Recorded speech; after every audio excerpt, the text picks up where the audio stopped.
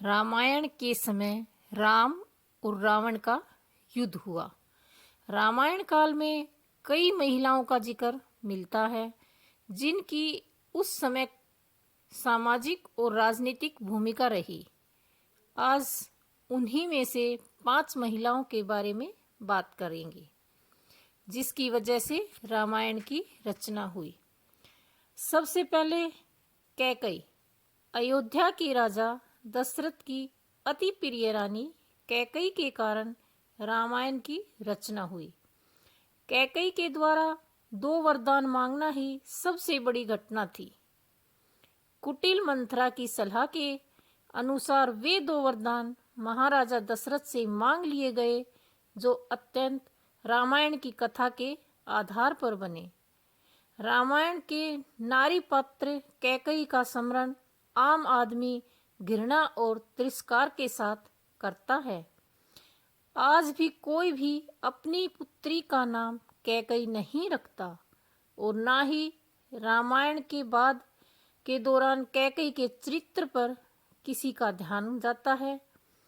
राम से इतना अधिक स्नेह करने वाली कैकई इतनी अधिक कठोर कैसे हो जाती है कि उन्हें वनवास दे डाला। श्रवण कुमार के पिता रतन ऋषि नंदीग्राम के राजा अशोकपति के राजपुरोहित थे और कैकई राजा अशोकपति की बेटी थी। रतन ऋषि ने कैकई को सभी शस्त्र वेद पुराण की शिक्षा दी थी। राजा दशरथ की 3 रानियों में से सबसे छोटी रानी कैकई ने देवसुर संग्राम से दशरथ के साथ मिलकर युद्ध लड़ा था। रामायण काल की यह वह सबसे शक्तिशाली महिला थी। नंबर 2, सीता माता। राजा जनक की पुत्री माता सीता का नाम जानकी है। उन्हें माता लक्ष्मी का ही रूप माना जाता है। उर्मिला, मांडवी और श्रुतकीर्ति माता सीता की बहनें थीं। उन्हें पृथ्वी की पुत्री भी माना जाता है, इसलिए उनके भाई का नाम मंगलदेव है। माता सीता ने अपने पतिव्रत धर्म का पालन करते हुए राम के साथ वनवास का चयन किया। माता सीता सिर्फ गृहिणी ही नहीं थी, अर्थात घर में रहकर रोटी बनाना या घर के ही कामकाज देखना वे प्रभु श्री राम के हर कार्य में हाथ बटाती थी। इस तरह वे एक कामकाजी महिला भी थी। माता सीता का जब रावण ने अपहरण कर लिया और उन्हें अशोक वाटिका में रखा, तब इस कठिन परिस्थितियों में उन्होंने अपनी शील, सहनशीलता, साहस और धर्म का पालन किया। इस दौरान रावण ने उन्हें साम, दाम, दंड, भेद हर तरह की नीति से अपनी ओर झुकाने का प्रयास किया, लेकिन माता सीता नहीं झुकी क्योंकि उनको रावण की ताकत और वैभव के आगे अपनी पति श्री राम और उनकी शक्ति के प्रति पूरा विश्वास था। लंकापति रावण ने अपहरण के 2 वर्ष तक माता सीता को अपनी कैद में रखा था। इस कैद में माता सीता एक वाटिका की गुफा में राक्षसनियों के पहरे में रहती थी। पद्म पुराण की कथा में सीता धरती में नहीं समाई थी, बल्कि उन्होंने श्री राम के साथ जल में समाधि ली थी। नंबर 3, मंदोदरी। मायासुर की पुत्री मंदोदरी रावण की पत्नी थी। वह रावण के राजनीति में सलाहकार भी थी। वो हर कार्य में उसका हाथ बटाती थी। सीता हरण के समय भी मंदोदरी ने रावण को सलाह दी थी कि तुम्हें ये कार्य नहीं करना चाहिए, ये पाप है। रावण ने मंदोदरी की कोई बात नहीं सुनी रावण की पत्नी मंदोदरी की माँ हेमा एक अप्सरा थी और उसके पिता एक असुर थे। अप्सरा की पुत्री होने की वजह से मंदोदरी बहुत ही खूबसूरत थी, साथ ही वह आदि दानव भी थी। पंच कन्याओं में से एक मंदोदरी को चीर कुमारी के नाम से भी जाना जाता है। अपने पति रावण के मनोरंजन के लिए मंदोदरी ने भी शतरंज के खेल का आरंभ कर दिया। मंदोदरी से रावण को पुत्र मिले, अक्षय कुमार, मेघनाथ और अतिकाय। महोदर, प्रसत वीर, पाक्स और भिकम वीर को भी उनका पुत्र माना जाता है। रावण की कई रानियां थी, लेकिन लंका की रानी सिर्फ मंदोदरी ही थी और वो बड़ी होशियार थी। हम इस वीडियो में 3 महिलाओं के बारे में बात कर चुके हैं और 2 के बारे में और करेंगे। अगर आपको वीडियो पसंद आती है तो प्लीज़ चैनल को सब्सक्राइब करें, लाइक करें और छोटे सा कमेंट करके जय श्री राम जरूर लिखें। तो आगे बने रहना। चलते हैं नंबर 4, माता अंजनी। सभी जानते हैं कि माता अंजनी हनुमान जी की माता का नाम है। माता अंजनी पूर्व जन्म में देवराज इंद्र के दरबार में अप्सरा पुंजिकस्थला थी।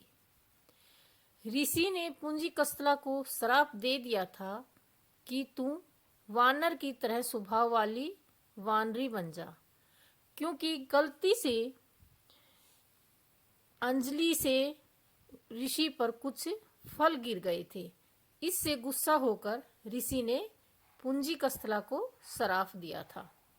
ऋषि के श्राप को सुनकर पुंजिकस्थला ऋषि से क्षमा मांगती है और कहती है कि हे ऋषि, मुझसे बड़ी भूल हुई है, प्लीज मुझे माफ कर दो। तब ऋषि ने उस पर दया आई और कहा, ठीक है, मैं तुम्हें माफ तो कर दूंगा, लेकिन अपना श्राप वापस नहीं ले सकता, पर मैं तुम्हें आशीर्वाद देता हूँ कि तुम इस रूप में भी एक पूजनीय और तेजस्वी बनोगी। तुम एक ऐसे पुत्र को जन्म दोगी जिसकी कीर्ति और यश से तुम्हारा नाम युगों युगों तक अमर हो जाएगा। इस तरह अंजनी को वीर पुत्र हनुमान का आशीर्वाद ऋषि के द्वारा मिला था। और अब अंतिम और 5वीं महिला, अहिल्या। अहिल्या के बारे में कौन नहीं जानता। तो आज अहिल्या के बारे में बात करते हैं।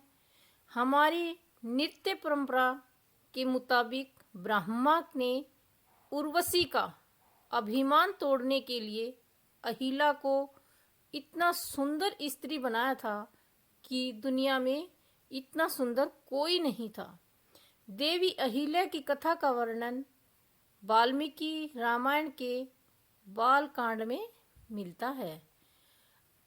अहिल्या बहुत ही सुंदर, सुशील और पतिव्रता नारी थी। अहिल्या का विवाह ऋषि गौतम से हुआ था।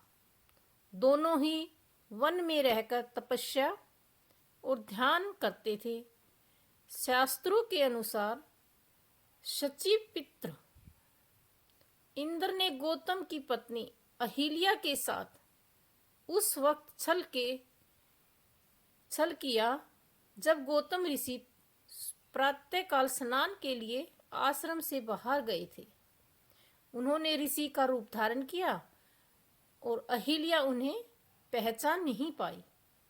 लेकिन जब गौतम मुनि को अनुभव हुआ कि अभी तो आधी रात शेष बची है और सुबह होने में काफी समय है, तब वे वापस आश्रम की तरफ लौट आए।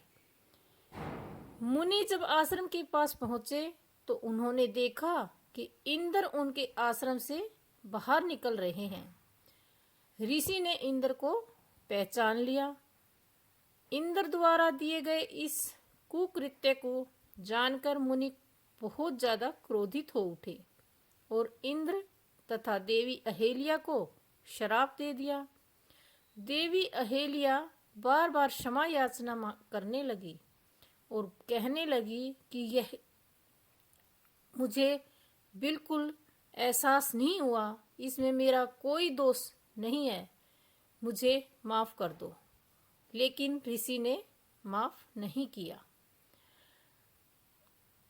बाद में अहेलिया के बहुत माफी मांगने पर ऋषि ने कहा, ठीक है, अब से तुम एक शिला बनकर यहाँ निवास करोगी और त्रेता युग में जब भगवान विष्णु राम के रूप में अवतार लेंगे तब उनके चरण रज से तुम्हारा उद्धार होगा।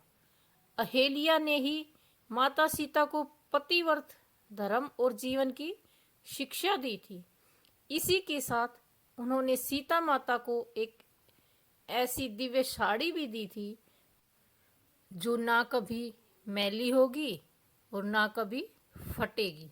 एक शक्तिशाली और उनके आशीर्वाद के साड़ी थी। तो ये हमारी 5 महिलाओं की गाथा थी।